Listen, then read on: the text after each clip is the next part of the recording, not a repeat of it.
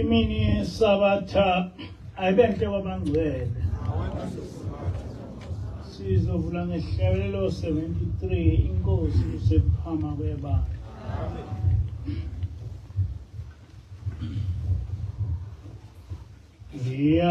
Ngiyakholwa kuyise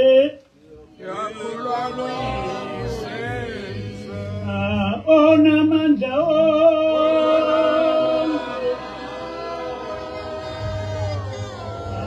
komdali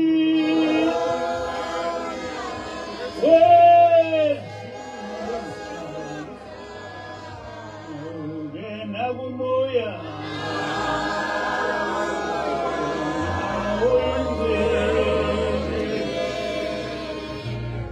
ngiyakholwa kuyise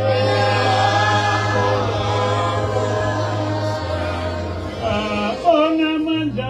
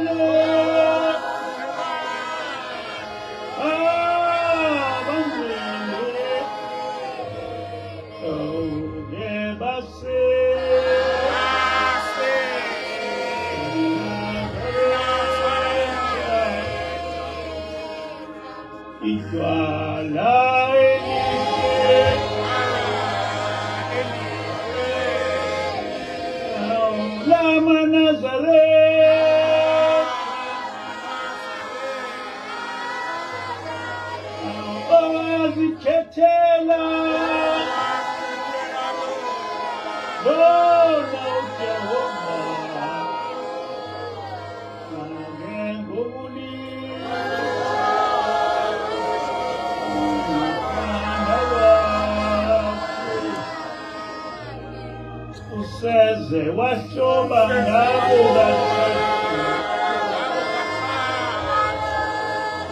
ngabo Nazareth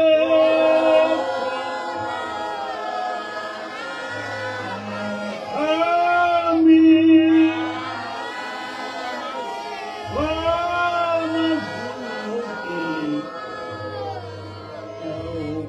unyaka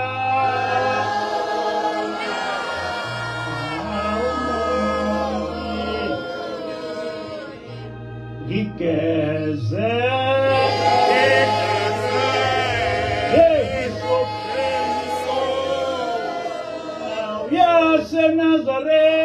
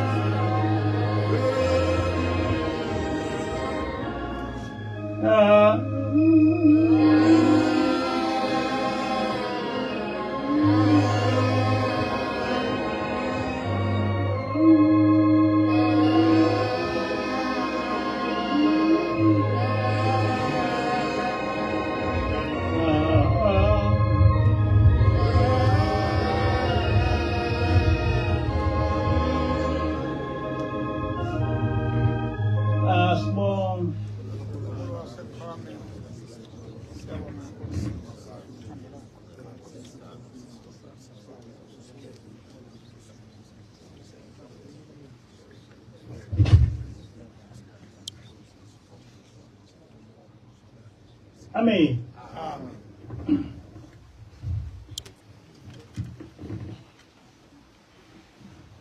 Isihloko salenkonzo sithi ukuNazaretha libandla likaJehova. Iba uNazaretha kulibandla likaJehova.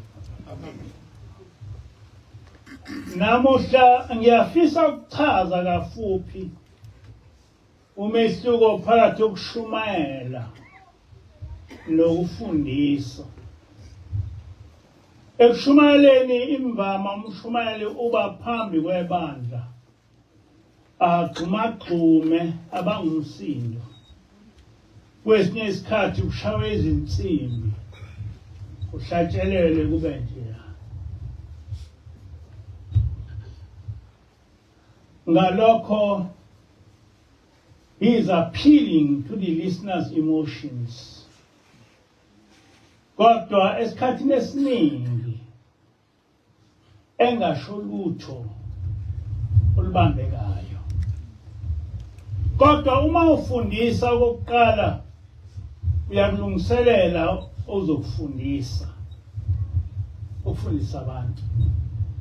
Uma uphambi kwebandla ukhulume njengothisha efundisa eklasini, amakholwa athule alalele okushoyo.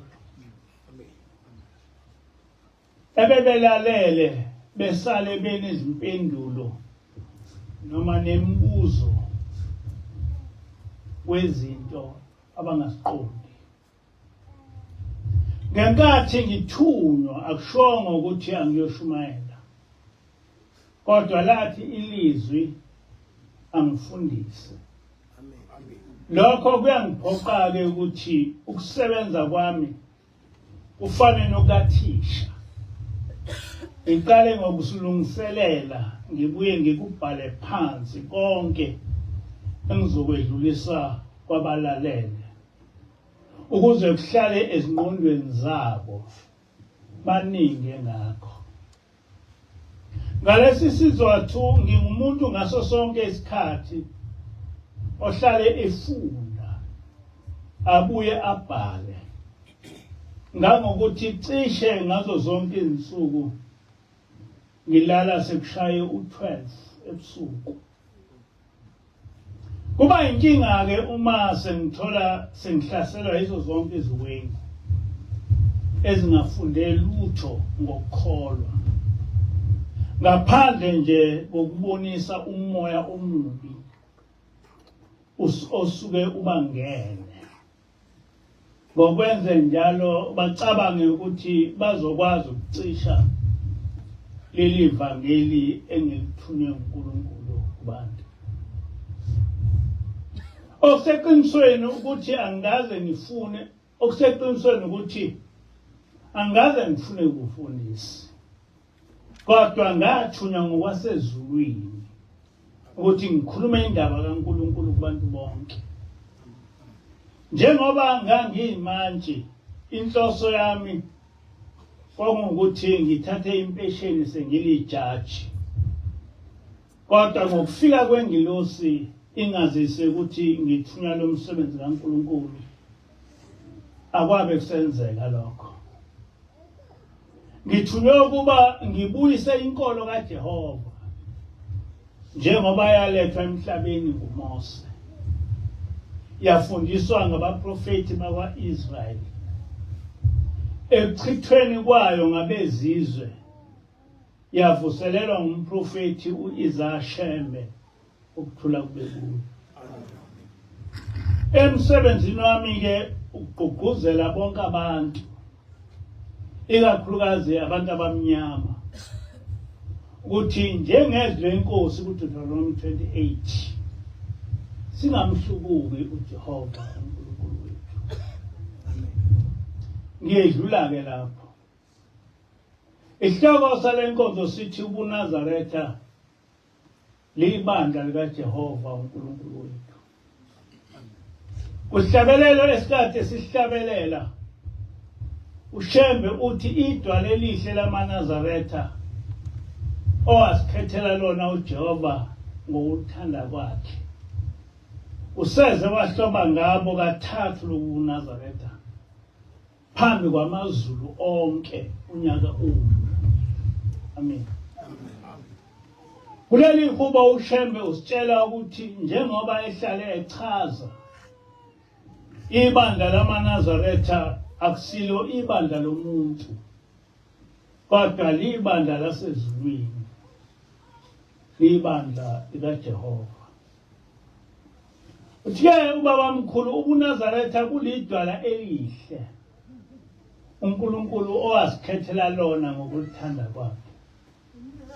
uJehova uyaye ahlobe kathathu njalo ngonyaka kumazulu onke ngobuNazaretha.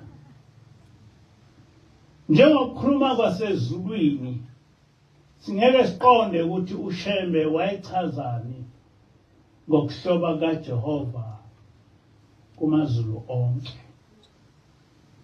Mina ngiqale sekufike ingilosi ukwazi ukuthi kanti ibandla lamaNazaretha aqalanga ukuba khona ngoShembe. noJesu abalandeli bakhe babebizwa ngokuthi ngamaNazaretha. Kwizenzo 24 verse 5 kubhalwe kanje: ngokuba le ndoda siyifumene iyishinga ivusa ukwambuka phakathi kwamaJuda ezweni lonke, inhloko yehlelo lamaNazaretha. Amen.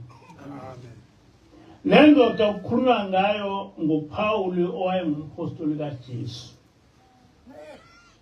Noma kwafihlwa lokhu kwiTestamente Elisha, kodwa uma usuthatha izincwadi zomlando uthola ukuthi kwakungabalandeli bakaJesu ababebizwa ngokuthi ngamaNazaretha.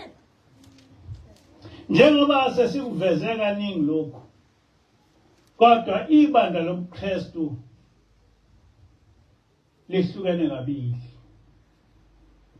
Ngokuqala kwaba nenkolo kaMose esizweni sakwa-Israyeli esagcina sesaziwa ngokuthi ngamaJuda, eyayinoMesaya owayebizwa ngoYahusha, ezalwa nguJosefa noMaria.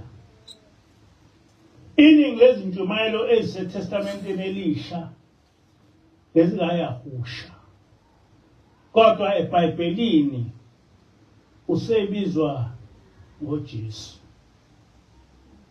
Njengoba sihlale sichaza ekufeni kukaYahusha ngo-33 AD, cishe ngo-55 AD amaJuda aphuma eJerusalema ayoshumayela ivangeli lakhe kwabezizwe, okuhlanganisa nesizwe samaRoma.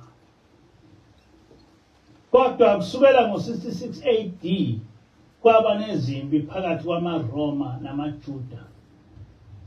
Kwathi ngo-70 AD amaJuda anqotshwa. Esenqotshiwe amaJuda, amaRoma lesi sizwe asenza izigqila, aqeda nenkolo kaMose ngenkemba. Kwase kuthe eminyakeni yo-325 AD kwaba nombuso wamaRoma ogama lakhe nguConstantine, okunguye owasungula inkolo yamaRoma owayebiza ngokuthi iChristianity. Kodwa igama Christian aqalanga kule nkolo, ngoba amaJuda ayizitha zabalandeli bakaYahusha yizona ezabiza amaNazaretha ngokuthi bangama-Christians. Kodwa labalandeli bakaYahusha bangalemukela lelo gama. Ngekathi uConstantine echitha inkolo yamaJuda ngamaCretes, wachitha namagama eSebhiru. Isibonelo, laqedwa igama Yahusha kwase kuba noJesus. Laphela igama Jehova noma Yehova kwase kuba noLord. Laphela igama Nazarenes kwasekuba nama-Christians.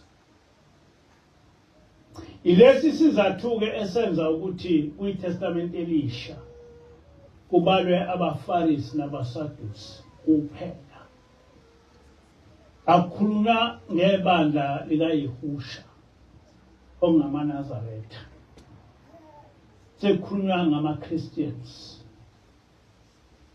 NoYahusha akukhulunywa ngaye, kodwa sekukhulunywa ngoJesu. Kuzo zonke izintshumayelo zikaYahusha eseBhayibhelini sithola uYahusha efundisa ngokugcinwa komthetho kaMose. Kodwa ubuKristu bukaConstantine wayichitha lemfundiso kaYahusha. Nokho akuveziwe eBhayibhelini ukuthi lemfundiso kaYahusha yachithwa nguConstantine. AmaKristu ayaye elokhu ehumusha izincwadi ezahlukene zeBhayibheli, enze sengathi nguye uYahusha owachitha umthetho kaMose, wona lo owayefundisa ukuthi awugcinwe, ngoba nguYeshua owafundisa ukuthi agcine umthetho kaMose. Kodwa ngeke uyithole eBhayibhelini imfundiso kaYahusha noma kaJesu lapho echitha khona umthetho kaMose. Ngokwezimfundiso ezingayilo iqiniso, isizwe sakithi sifundiswe ukuthi iBhayibheli liyincwadi engcwele, liyincwadi kaNkulunkulu. Kodwa asitshelwa ngezinto eziningi eseBhayibhelini ezashintshwa ngabafundisi bamaRoma. Nokho akusho ukuthi ngalokho asingalifundi iBhayibheli, ngoba nokuliqiniso kuqukethwe yilo iBhayibheli. Njengesizwe simnyama okumele sikwazi ukuthi enqotshweni kwethu ngamaRoma kuningi okuseBhayibhelini okwafihlwa ukuze sikholwe ngokulandela inkolo yezitha zethu. Enkolweni yamaRoma kwakunabantu ababizwa ngama-correctors. Laba bantu umsebenzi wabo kungukushintsha yonke imibhalo yeBhayibheli ephambana nenkolo yamaRoma. Ukubuyela ebandleni lamaNazaretha, igama umNazaretha ngesingisi Nazarite, ngesHebheru Nazir, lisho umuntu yonke impilo yakhe oyinikele kuNkulunkulu. One's whole life is dedicated to God. EBhayibhelini lo muntu usiqala ukuhlangana naye kuNumeri 6. Ngokuchaza kuNumeri 6, uma umuntu ethatha isifungo sokuba ngumNazaretha, kufanele ngaphezu kokugcina yonke imithetho kaNkulunkulu abuye agcine lokho okulandelayo. Engaligondi ikhanda lakhe, engasithinti isidumbu somuntu ofile, engakuphuzi utshwala. Uthe umfundisi uxhakaza ukuNazaretha is the high grade yokholwa. Amen. Akukho ngaphezu kwalokho.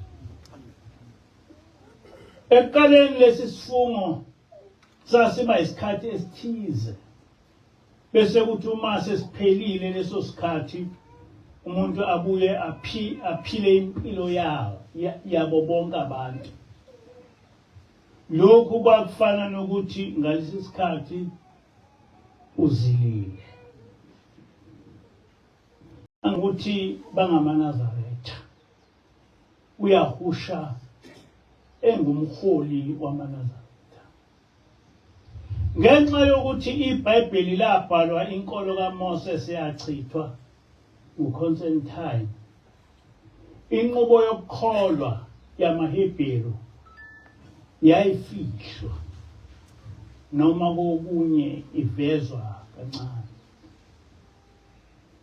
eBhayibhelini akucacisi ukuthi kunezinkolo ezimbili okuyinkolo yamaHebheru, iMosaic faith eyasungulwa nguMose yafundiswa nguYahusha, nenkolo yamaRoma, iChristianity eyasungulwa nguConstantine yafundiswa ibandla lamaRoma.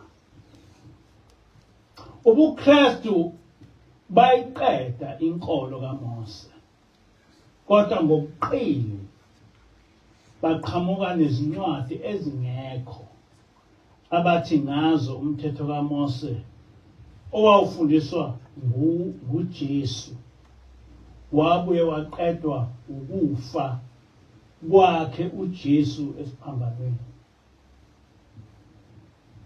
Ngezansi sizoveza ababhali bomlando walezi zinkolo ezimbili bese sicubungula ukuthi ikuphi okuyikho.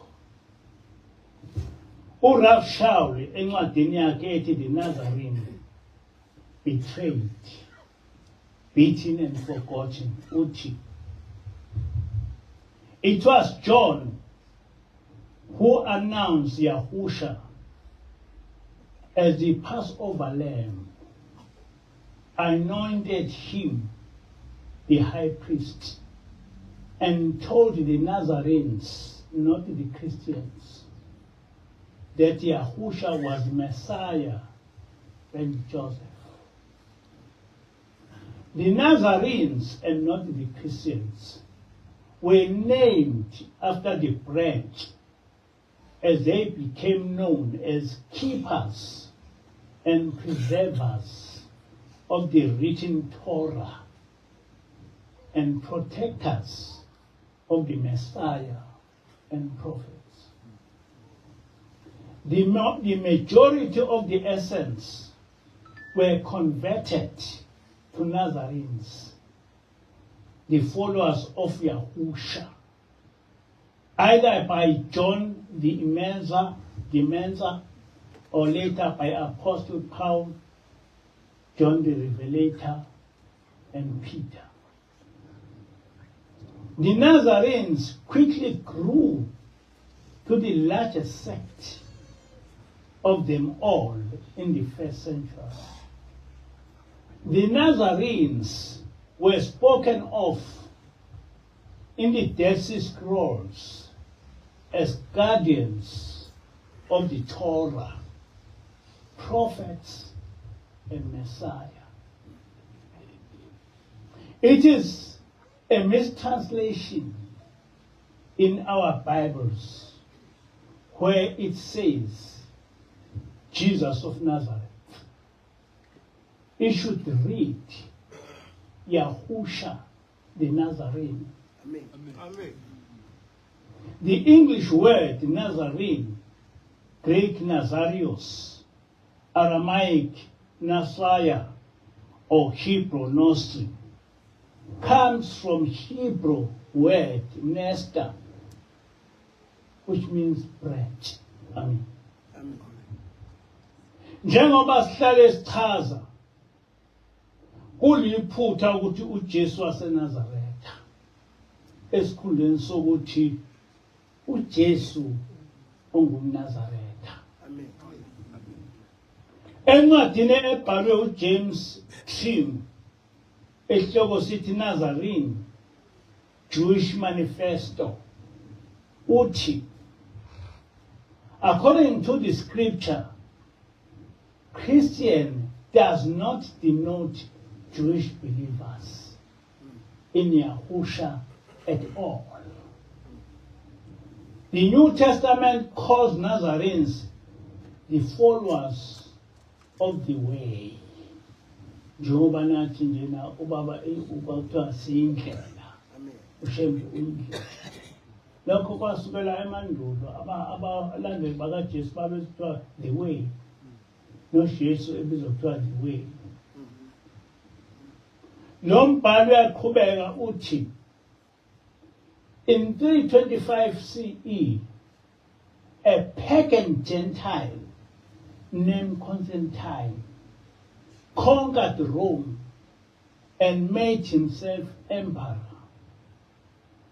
Constantine, although a pagan himself, declared Christianity to be the Catholic religion, thus making Christianity the enforced state religion of the Roman Empire. Constantine, who was an anti-Semite, called the Council of Nicaea in 325 CE to standardize Christianity. Nazarenes were excluded from the meeting. Jewish practice banned. For the time, Gentile Christianity officially labeled the Nazarenes as apostates. From this time forward, Nazarenes began to be listed in the catalogues of apostate movements. The first of these to include the Nazarenes was Epiphanes. Amen. Njengoba sihlala sichaza ibandla kanye nenqubo yokukholwa yebandla likaYahusha yachithwa enkolweni yobuKristu. Kodwa ngobuqili imfundiso eyaye ithi nguJesu owachitha umthetho kaMose. Asazi-ke ukuthi kanjani ukuthi ungafike ufundise ngomthetho noma ngento bese kuba nguwe futhi oyichithayo lo mthetho ufundiswe nguwe.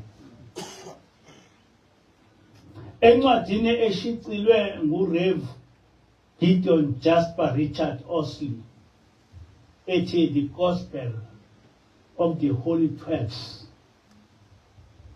lo mbhali uthi the early Christian father did well their work of destroying the sources in the Bible.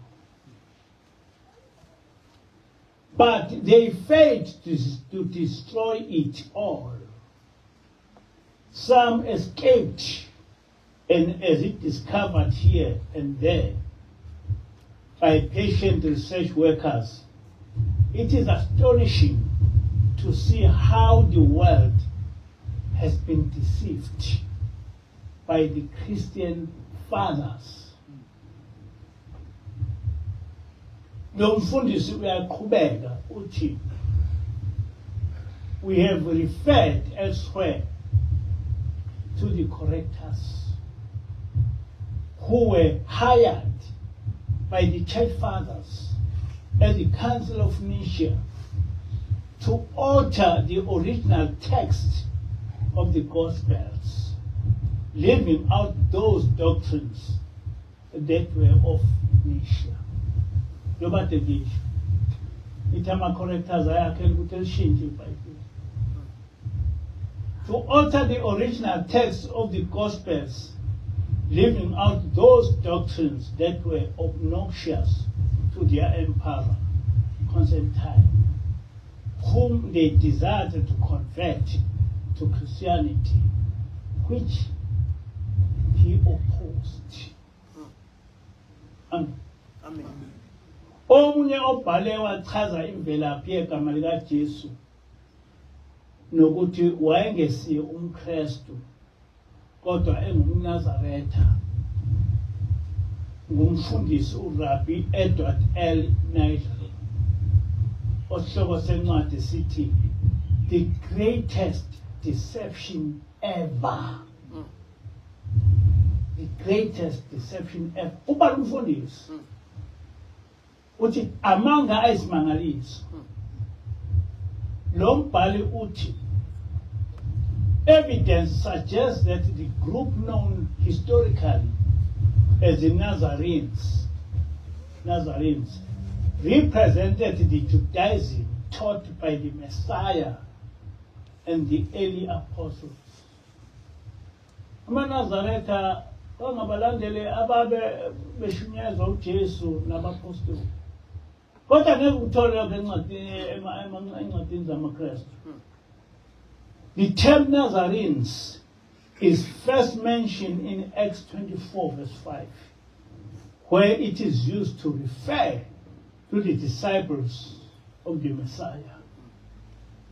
The temples in Jerusalem went to synagogue on Shabbat, Amen.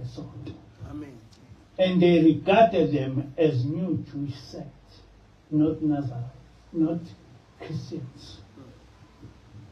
During their years in Jerusalem, the Nazarenes sometimes called themselves followers of the way. Amen. Amen. Kwelinye ikhasi lo mfundisi uqhubeka kanje. Anyone coming into the Nazarene faith had an obligation to observe the Torah cooperatively and individually. Nezwa leyo nto. Abantu ababe ngabalandeli bakaJesu kwakuyibona abalandela iTorah. iTorah umthetho kaMose. Angaze ukuthi lamaKristu angasawulandela umthetho kaMose aqhamukaphi. The early Nazarenes did not think of themselves as belonging to a new religion, which is Christianity, but as a Jewish or Israelite community living in the earth. Amen. Ngokucacile lapha sikhuluma ngezinkolo ezimbili. Inkolo yamaNazaretha nokuyinkolo kaYahusha osebizwa ngoJesu. Ongumesaya noyindodana kaNkulunkulu. Abazali bakhe okwakunguJosefa noMaria. Nowahamba emhlabeni ngo-33 AD. Nenkolo eyasungulwa nguConstantine eminyakeni yo-330 AD. EnoJesu njengokuchaza kukaDr. Kotze, owakhiwa ngama-Gentiles ngoba bengamemukeli uMesaya oliJuda owaziwa ngokuthi nguYahusha. Angazi noma abantu abamnyama bayizwa leyo. Kodwa njengamanje thina asilandeli lo Yahusha okuthiwa nguJesu owayeliJuda nowayebizwa ngendodana kaNkulunkulu. Unalokho silandela uJesu esamakhelwa ngama-Gentiles kwi-Council of Nicaea, nokunguye ochitha inkolo kaJesu owayeliJuda.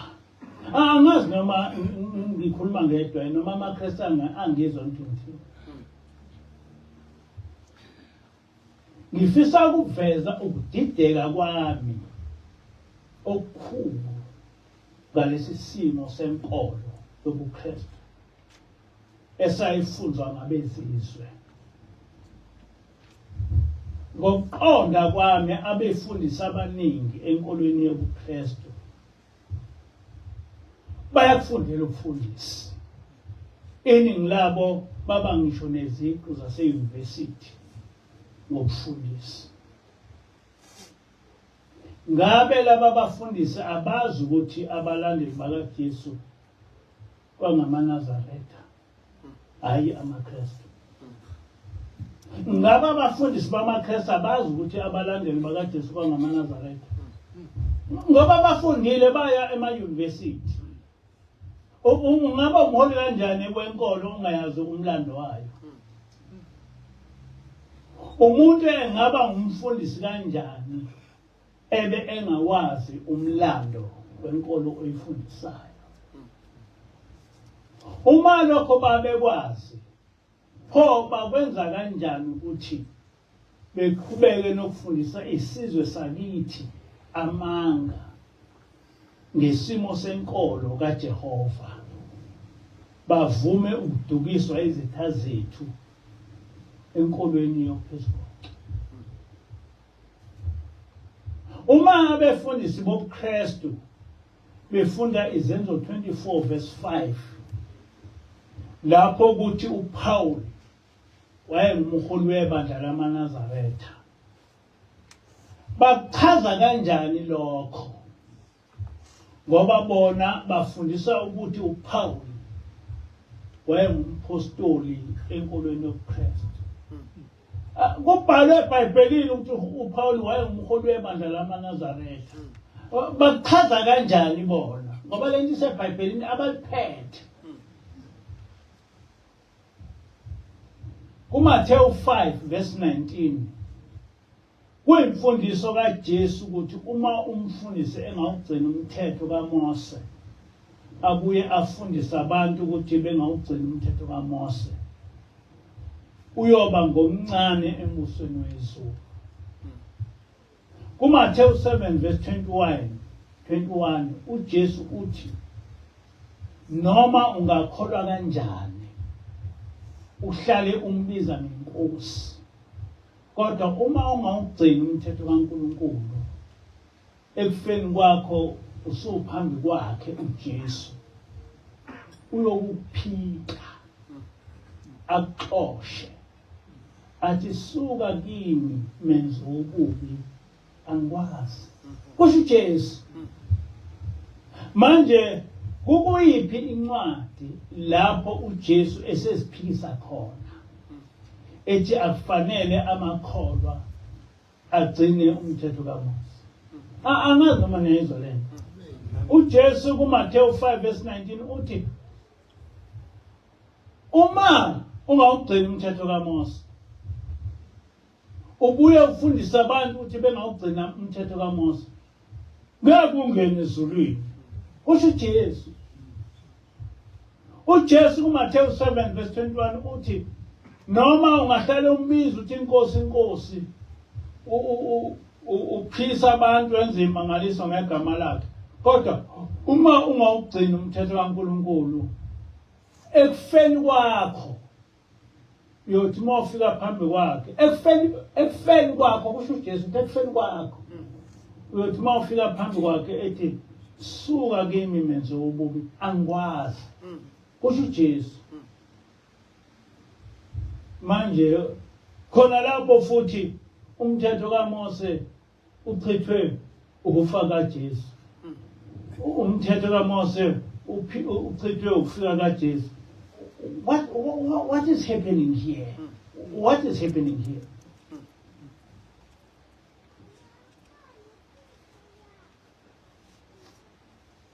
Kwenzeka kanjani ukuthi amaKristu aphathe iBhayibheli bese efundisa okuphambene nokubhalwe eBhayibhelini abaliphethe? uJesu engafika afundise ukuthi umuntu ongawugcina umthetho kaMose angeke angene ezulwini, bese kuba nguye futhi ochitha umthetho kaMose. What are these people teaching us? What are they teaching us?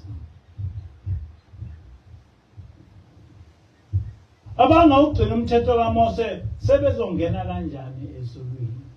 Ngoba kusho yena uJesu ukuthi uma ungawugcina umthetho kaMose ngeke ungene ezulwini.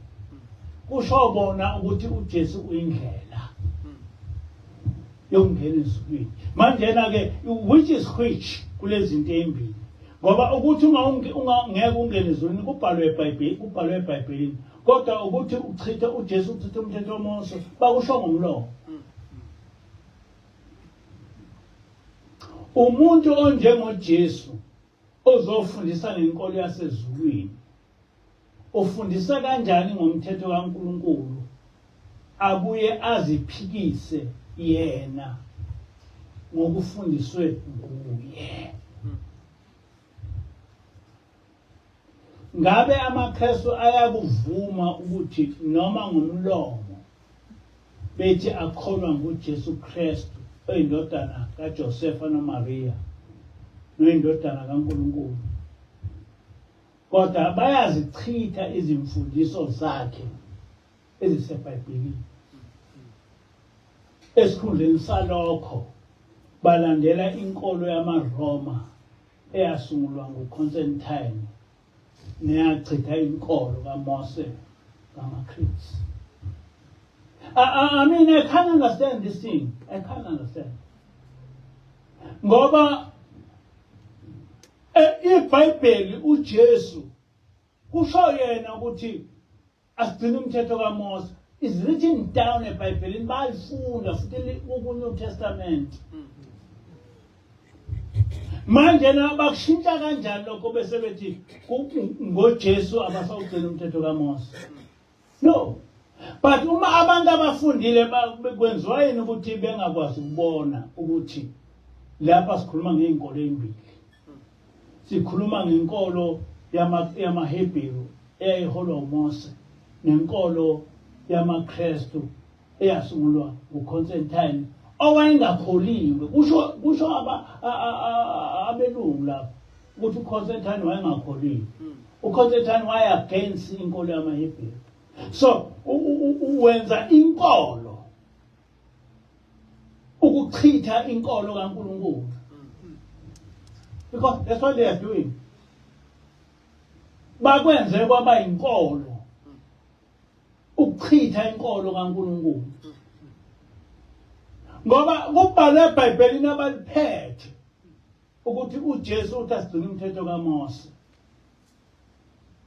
Manje lokhu ukuthi singawugcina umthetho kaMose bakuthathe uConstantine, ngoba uConstantine wabhala phansi ukuthi uyayichitha inkolo yamaHebheru, wabhala phansi. But abantu abamnyama bakuboni lokho. I don't know why, how. Anginankinga nabalandeli bobuKristu, ngoba konke abakwenzayo bakuthathe kubafundisi babo.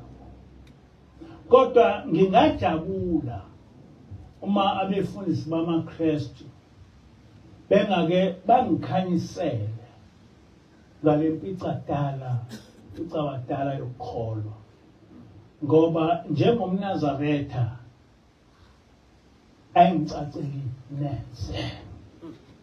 Inkosi uSibusiso. Amen.